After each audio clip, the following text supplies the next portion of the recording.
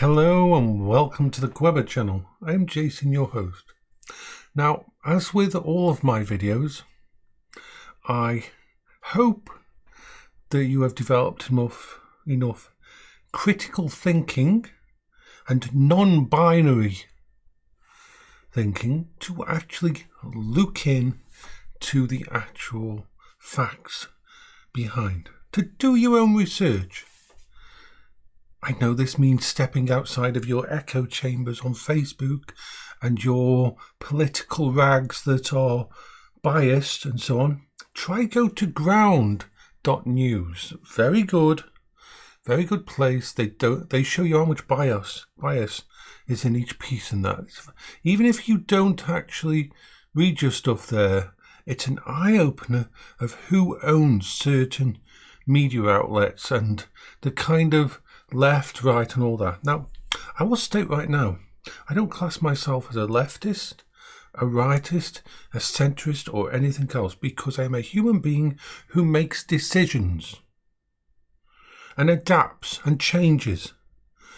The government, the state, Big Brother wants you to define yourself as a leftist, a rightist, or a centrist. They want you to define yourself as a socialist.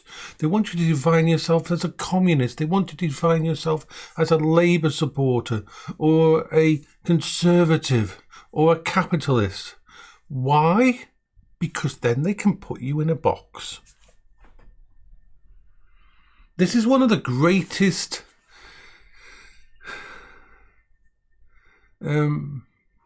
power plays that they did.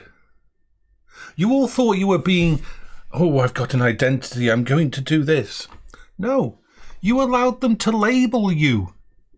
You gave them ability to put you in a box where they could say, okay, this is this person, this is how they think, this is what we can easily counteract that because we now know who you are. It's basic social engineering and it was been happening for the last 100 years at least. Every time you thought you were smart and saying, I'm standing up for this and doing this, you allowed them to label you again. I'm a human being. Human being. That way, I can make decisions based on facts. Now, my brain, my autistically weird brain, so don't blame me for this, does not view tragedies like most people do. When I see a massacre, I don't focus on the loss of life.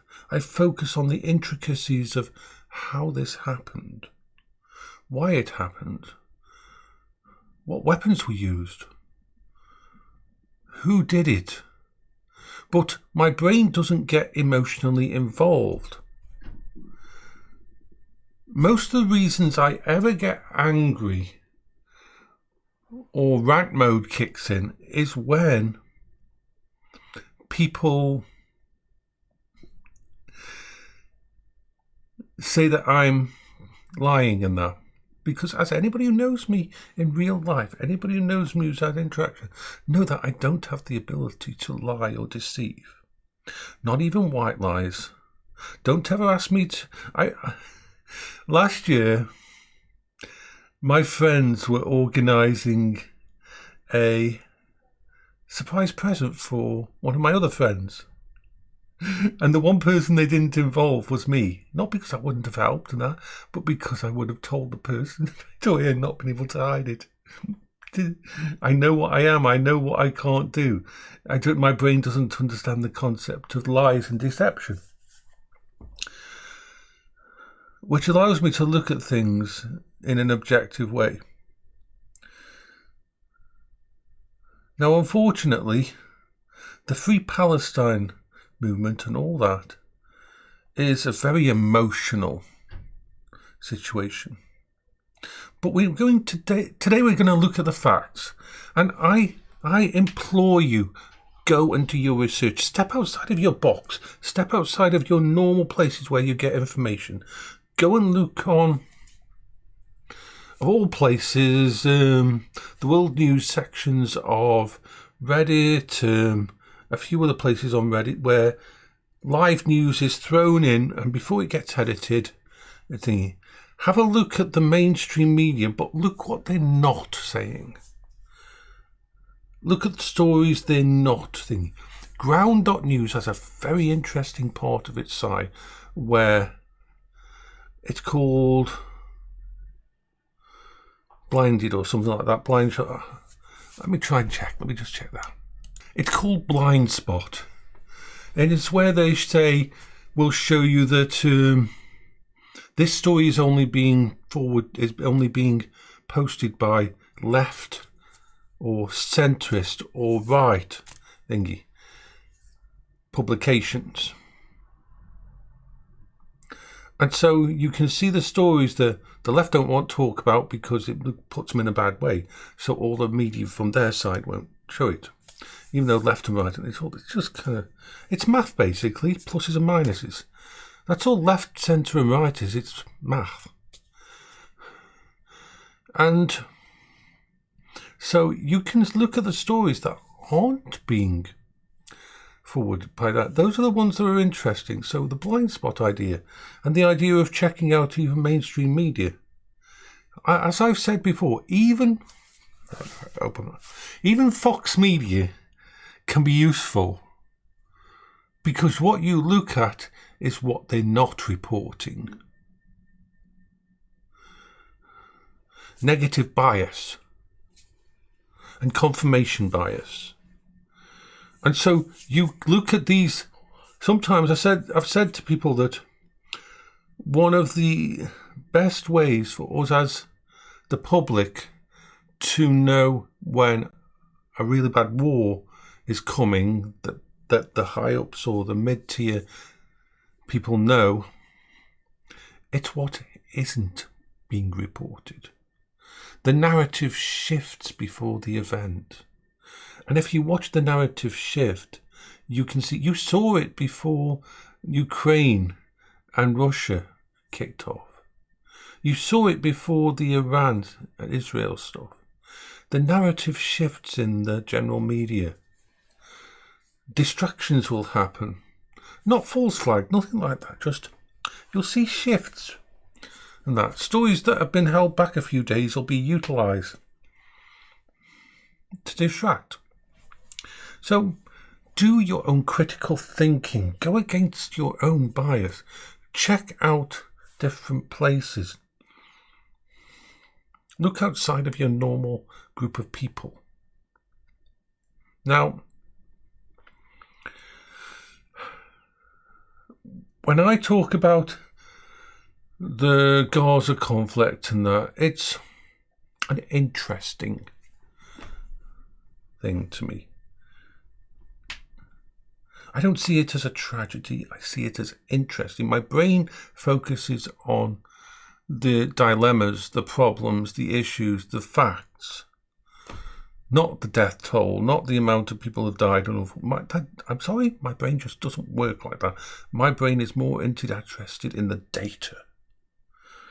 Doesn't mean make me a bad person, just means that my brain, it's what interests my brain.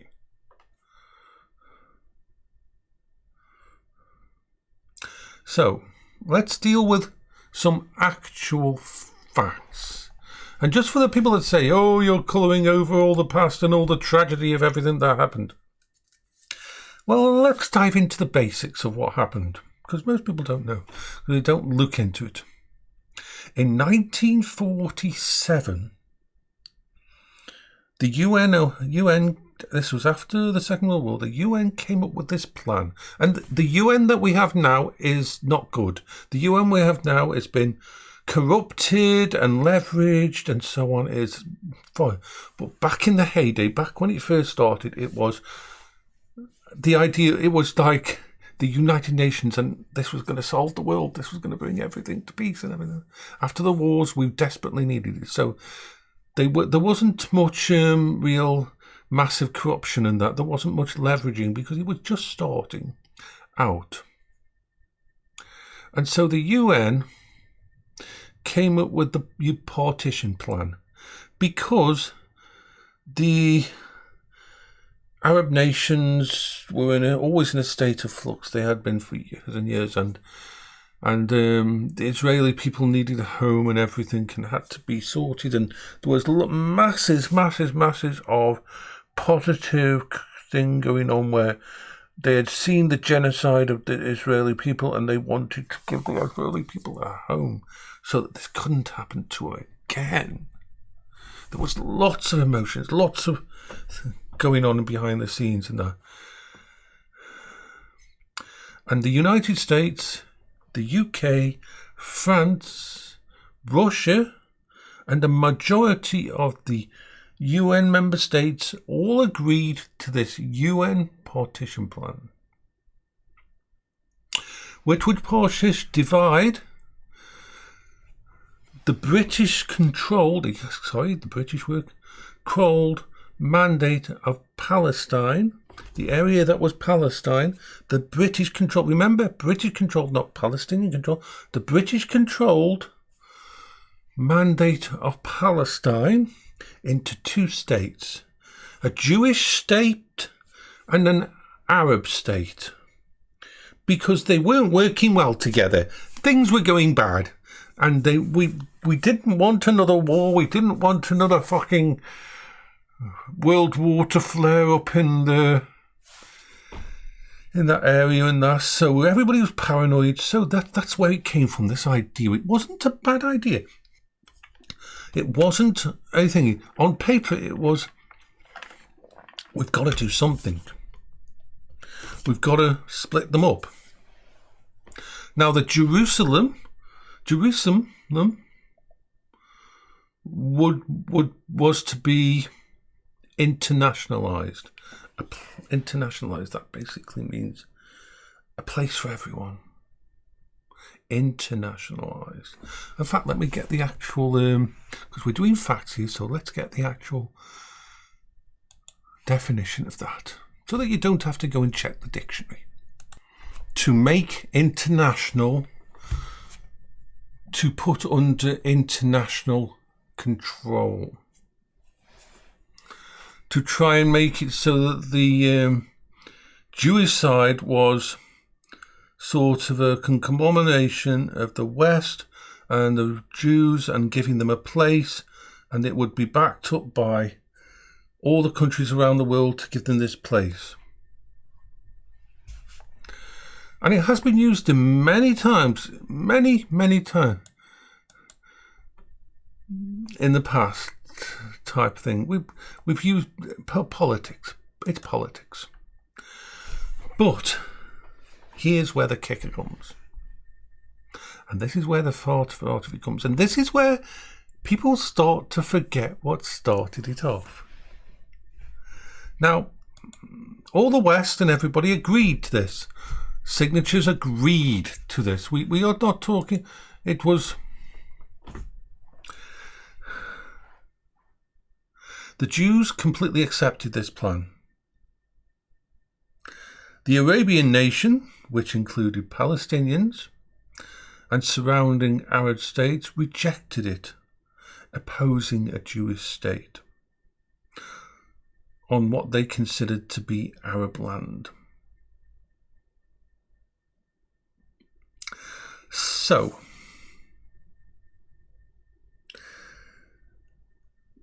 this meant we had an issue. The 1948 war, which isn't very well, we don't think of it like a war, but it was a big one. And the Palestinian exodus. Nakba.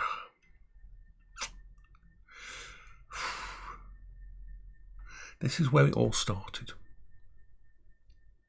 Remember though, this is fucking 80 odd years ago. Most of the people who signed that form, most of the people who put their names on it are dead. Most of that generation is gone. That's why I say we should focus on now and not back then, what happened back then. How many years back do you have to hold this fucking grudge? So, 1948. On May the 14th, let's get detailed because these people love you to make that. Israel, May the 14th, 1948, Israel declared independence.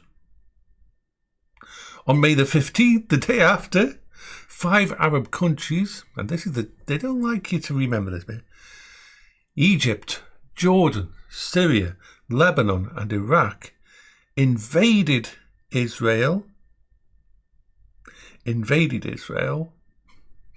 during the war. 750,000 Palestinians fled or were expelled from their homes. Now, this is the part.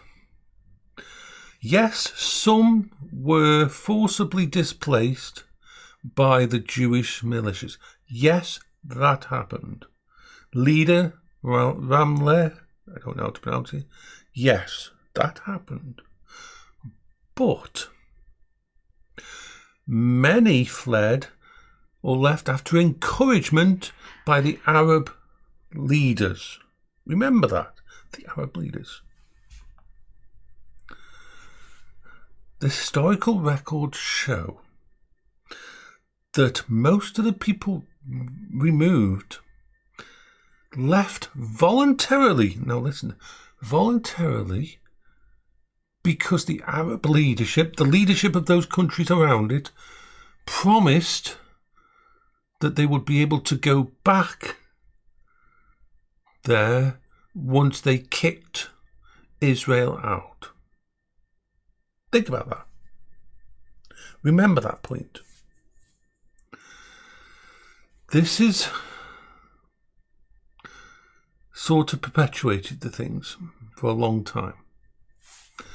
Because the Palestinian people, due to their own friends, let's not call them friends really, in the countries around them, used them as a way to force the West to have to deal with the situation.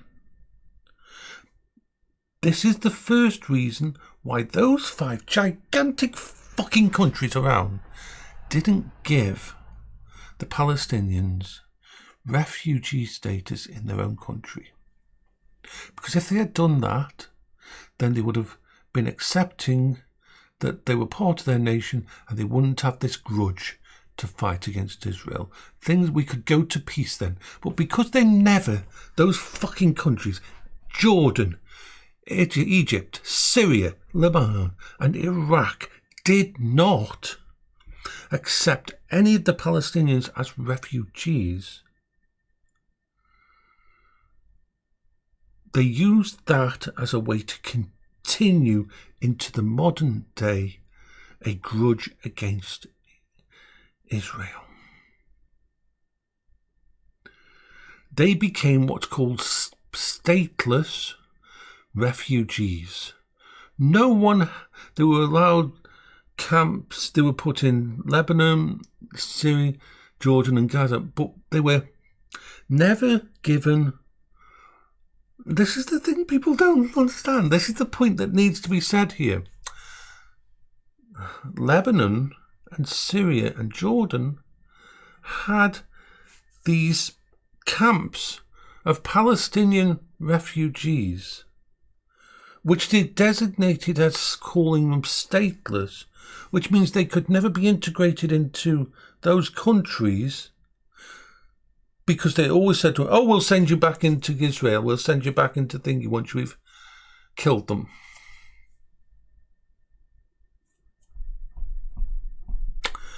Think about that. They use these people as a proxy, as a way to create hatred with Israel.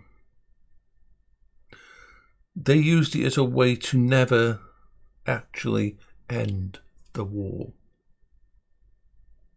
They may have signed the documents, but they didn't end the war because they kept these refugees stateless. And this is still, even now, part of the reason why Egypt and none of the other countries will let Palestinian refugees into their country as actual official refugees. You know, when we take refugees, and they get the asylum status and they get imported in our system, after a while, it's not perfect, but they become part of the country. These were Palestinians who were classed as stateless, and they were used by the very Muslim people as a reason to continue the war. And they still are. 80 years later. Think about that. Do some fucking research on it. It's important. That in its own caused and funded the radicalization of the Palestinian people. The forming of Hamas. It's exhausting to know these things. Now, the problem is this.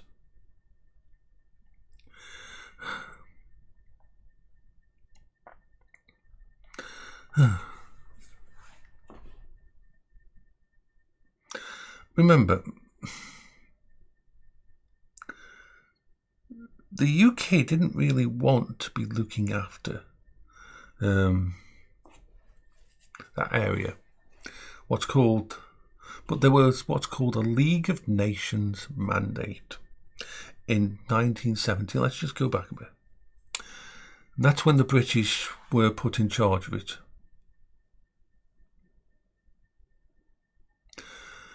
And there's stuff called the Balfour Declaration incident in 1917. But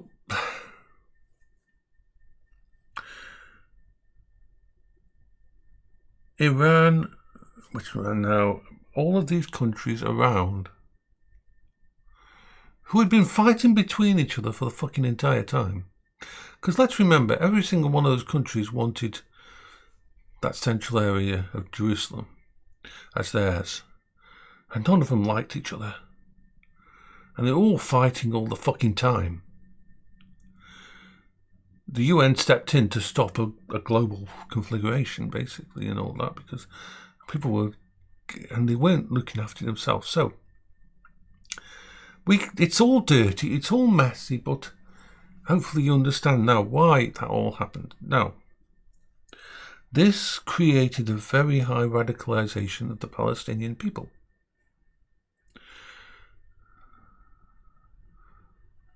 Not by the act of being displaced, but by the act of how they were treated after they were displaced. It's horrible. But there is two prime reasons why countries like Egypt and all the other ones around there will not allow Palestinians to settle in their land.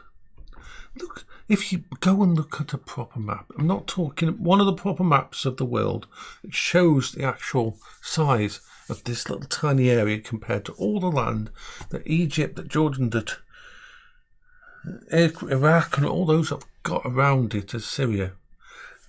And so there's two reasons why they won't let them settle. The first is because they want to continue this hatred of the West. And it's a wonderful, wonderful proxy to utilise an entire race of the Palestinians and to remember your past, remember you were taken out of this situation. Never thinking that they kept them stateless and didn't give them a chance to move on.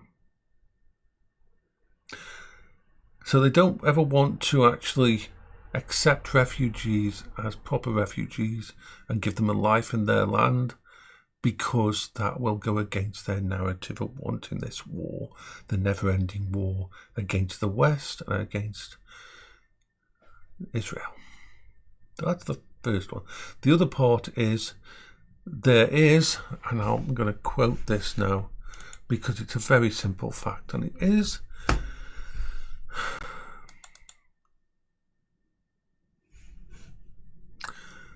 not that one.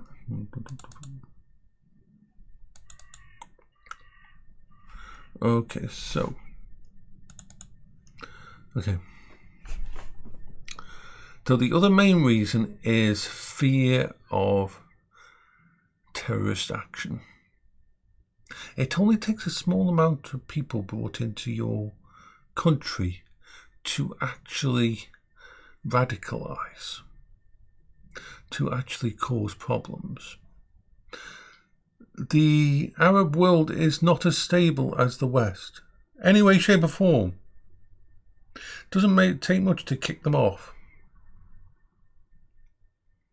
So, the other reason, apart from them wanting to continue all this war and hatred against Israel, is that if they brought the Palestinian people into there's a chance that, and they've been quoted as saying that they think Hamas operatives, Islamic fighters, or radicalized individuals, and they are concerned that even a small number of militants or ideologically driven individuals could destabilize fragile political situations or trigger internal unrest. Egypt, which borders Gaza, has repeatedly sealed its Rafah crossing, citing Hamas ties to ISIS-affiliated group in Sinai and a long history of weapon smugglings and tunnels under the border. Egypt even built a buffer zone between them and that area. So,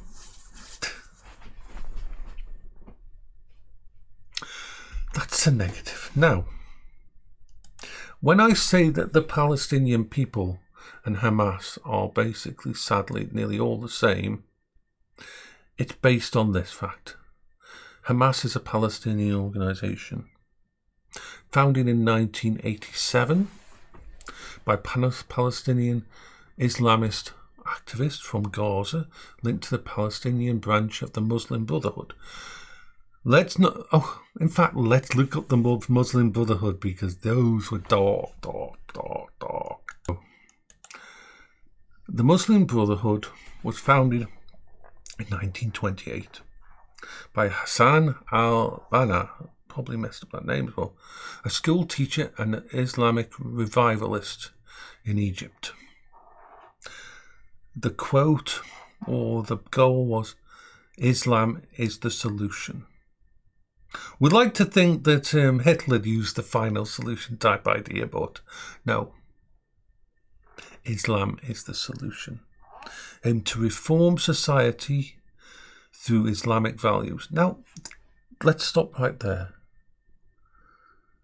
If you take base Islamic values, they're good, they're positive, they're spiritual. But if you twist them, if you take little bits out of the books, if you take little bits of the teaching and you radicalize it, and then you govern by Sharia law, which can be good, but can be very, very, oh my God, can do some really bad things. All those women saying Palestine first and all that, get a taste of Sharia law, really, and then you'll find it interesting, yeah. So, part of the key ideologies was anti-colonialism, particularly against British rule in Egypt, Islamic social justice, opposition to the West, Zionism, and I've got modern people who still use that, Zionism as if it's a battle cry, and secularism and all this crap. Rejection of communism and rejection of liberal democracy. These were hardcore. These were ISIS style, Taliban style. We're talking no rights for women, total control of the state, and so on. It networked across Middle East, North Africa and beyond. Now, let's remember, because of the way it was formed, the good side, and yes, there was a good side, the good side. Free healthcare, education and food aid in poor areas, charity and welfare programs, peaceful civic organising.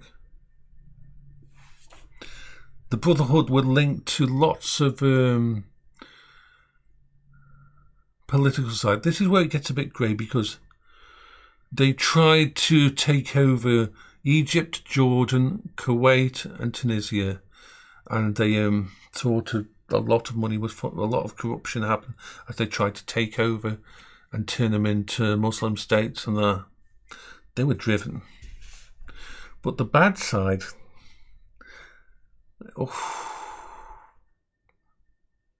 political assassinations. They basically were banned in Egypt. They were helped form Hamas, and there came from the Muslim Brotherhood, came from someone called Saeed. I'm not going to try and even pronounce it. It's Qutb. I'm not going to try to pronounce that, sorry. He was a thinker in the Brotherhood. He laid the foundation for the modern jihadist ideology. The Holy War, the we're right, you're wrong. And it became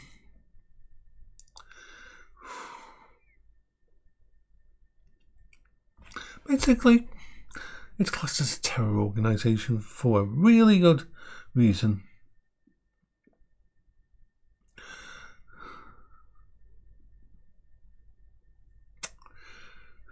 Radicalisation, but not always violent. Dangerous, subversive, insurgent, destabilising. This is what the Arab regimes see it as. And the jihadists, it formed the basis for global jihad within the West.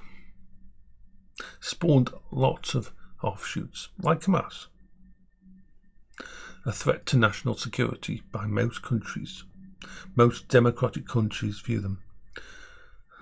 They also influenced and pretty much were the cornerstone of ISIS and Al-Qaeda. That says it all. So, let's get back to the Palestinian situation. Hamas was created as an offshoot, as with the goal of basically a global jihad and destruction of Israel and the West. It was funded by all of those states that didn't want to have these people in their own country, but actually would fund them because they wanted to fuck with Israel and the West.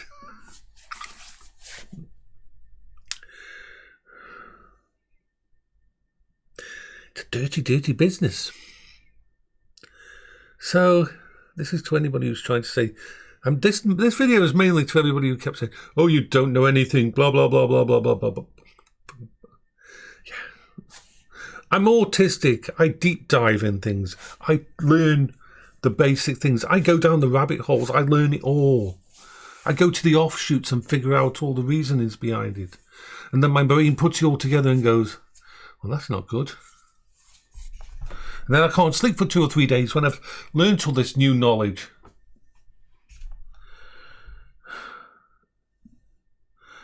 But let's remember something. And here are some facts. The Israel-based defensive IDF was formed as the Israel Defense Force. It's in the name. Defending Israel. Now, for a long, long time, apart from a few incursions from either side of that, they stuck to a defensive thing. Yes, they pushed back against the people, because you've got to remember, there's something we need to talk about, and it's not nice, but we got to talk about it, and it's fucking important. Let me bring up my thingy. First of all, Hamas is almost completely Palestinian organisation and has the support of 71% of the Palestinian people, just like the attack on Israel had the support of nearly every Palestinian people. This is a fact. But of course you're not going to believe this, are you? Founded in 1987 by Palestinian Islamist extremists from Gaza, linked to the Palestinian branch of the Muslim Brotherhood, not a foreign operative, not conspiracy. So it was created by people like Ahmed Yassin and Abdel Aziz Aransi, actively engaged in Palestinian electoral politics, won in 2006, pretty much took over the fucking country, secured a major rival, and there was lots of fighting and killing off of opponents and stuff like that. Fun times. So, yeah, they have a thingy. 71%, it's quoted. Back the October the 7th operation. So let's look at that fucking operation, because it's another thing that you fuckers keep trying to hide from. Oh, it was just in a... No. Remember, up to this point, yes, there was border stuff and things going on, and people being moved out and pushed out back into thingy, because there was so much radicalisation and so much fighting.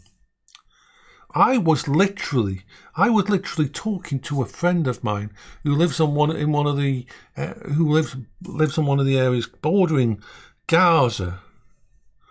Who it was a daily thing that there was be fucking Hamas trained kids on hills across the fucking valley with rocket launchers pointed into Israel. That was their daily norm to deal with. So I'm sorry if they had to start being more proactive in their defence. There's only been so many times you can turn your fucking cheek when you get slapped with a missile. Remember, 40 or 50,000 missiles, Scud missiles, mortars and rockets fired into this tiny little area called Israel. Most countries have never had that amount of thing, and they're much bigger. Since the 1990s. So let's look at that attack.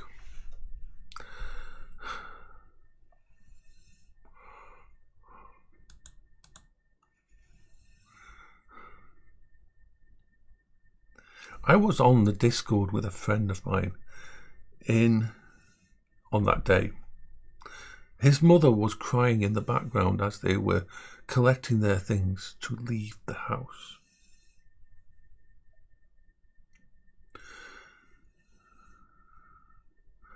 To evacuate back to Tel Aviv and the central areas of Israel. And a bloody good job they did leave. 4,300 rockets were fired into Israel at the start of the attack on the 7th of October 2023. Sea attack. Air paragliders were sent in. 21 Israeli communities were attacked. 1,200.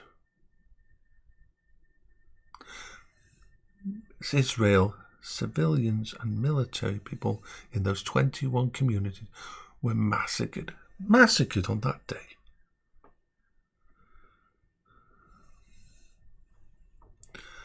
Over 200 people were taken hostage.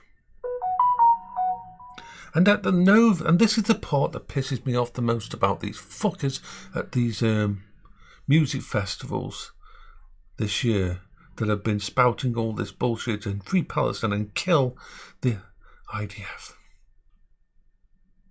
On the 7th of fucking October 2023, at the Nova, Supernova Music Festival, where there were children and teenagers celebrating, just having a festival, just listening to the music and just enjoying themselves, and just they had lives in front of themselves.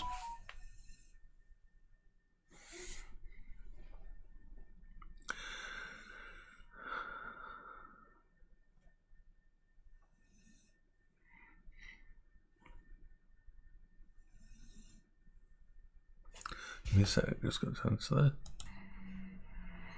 The thing is,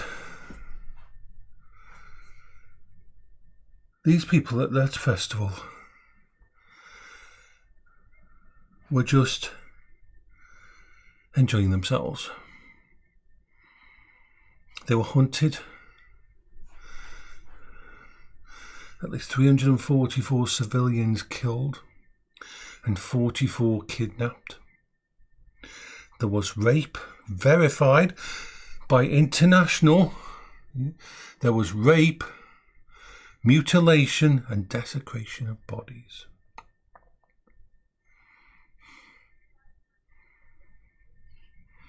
One of the worst places was somewhere called BERI,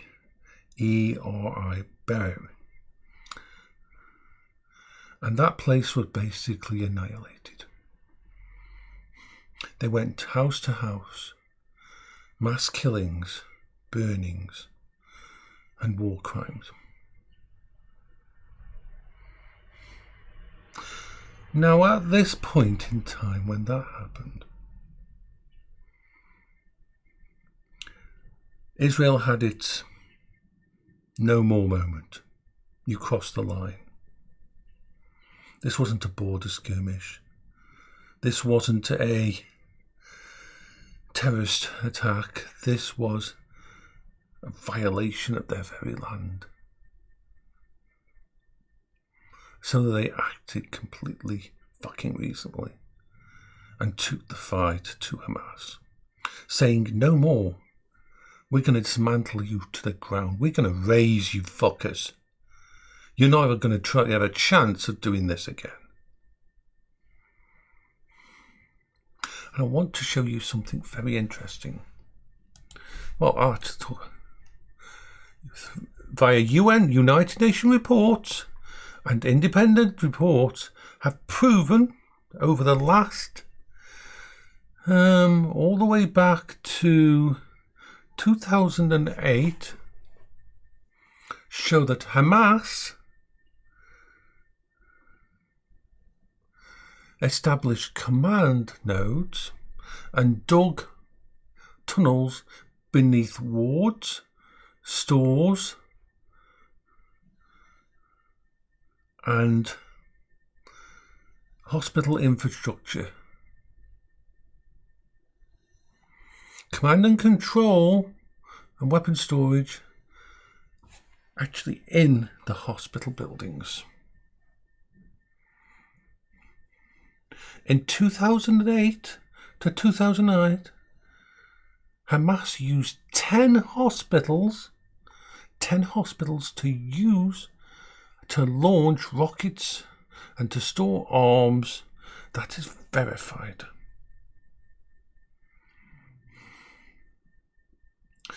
They supposedly, and this wasn't completely 100% verified, but after the other things that they did in the same time, they actually set up tunnels between maternity wards and beneath mosques and inside mosques. Hamas used UNRWA run schools were found to have weapon stockpiles, mortar launchers. Israel reported this, but it was also a UN High Commission, Navi Pillay, and Amnesty International cited credible reports that Hamas stationed rockets and mortars in schools, hospitals, churches, especially when civilians were there as a human shield. Hamas has consistently accused of launching rockets from densely populated urban areas, including refugee camps, effectively using children and civilians as shields. A report states that Hamas weaponized infrastructure, tunnels under hospital, placing armed caches in schools and mosques. The UN, the EU, and the Secretary General have condemned Hamas for embedding military assets in civilian areas, schools, UN facilities, labelling these as violations of international law. Now, let's just the important thing about this is when your enemy uses these tactics, if you have just been attacked and you do not want to allow them to do it again, you've got to take it to those places. Sorry. If your enemy uses a tactic whereby they use human shields, as hard as it is for people to understand, if you back off, it reinforces that tactic.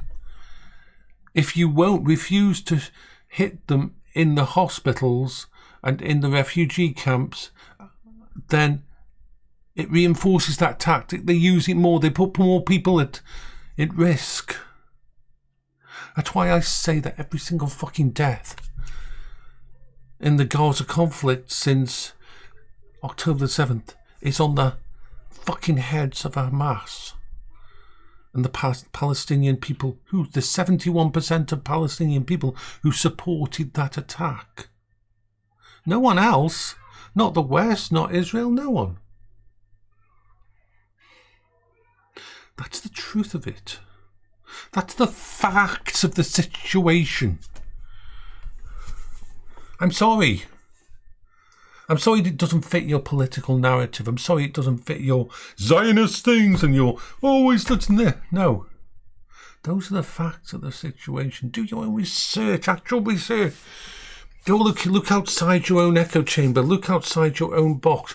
Search out places. Talk to people on the ground. Not state-sponsored actors. Verify. It's a Russian term into trust but verify.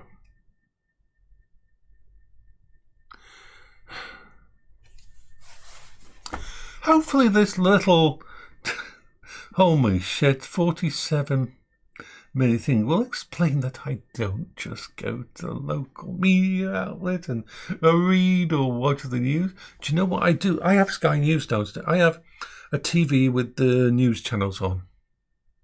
And you know what I do?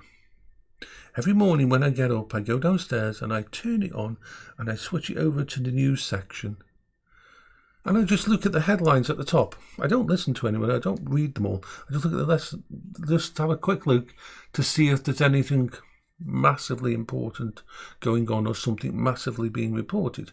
If it's all normal stuff, I just turn the TV back off, go upstairs and start checking out the actual data.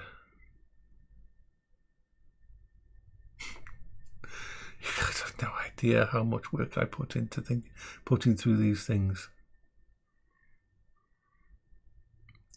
and how much I verify everything. And if you fucking idiots who cheer on the fucking Free Palestine and the Palestinian Action people did one little tiny bit of your own independent thinking and actually looked objectively at what was going on, you'd see the narrative. You'd see the true narrative.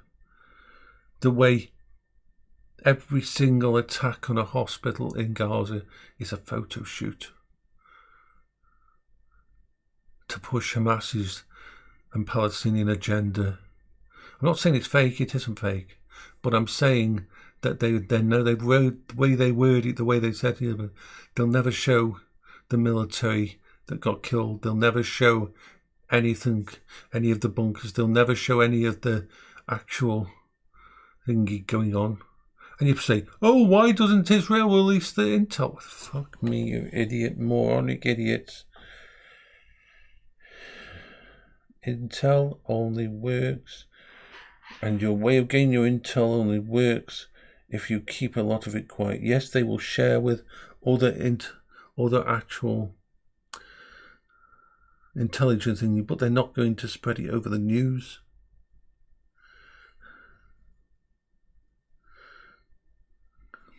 Anyway, have a nice day.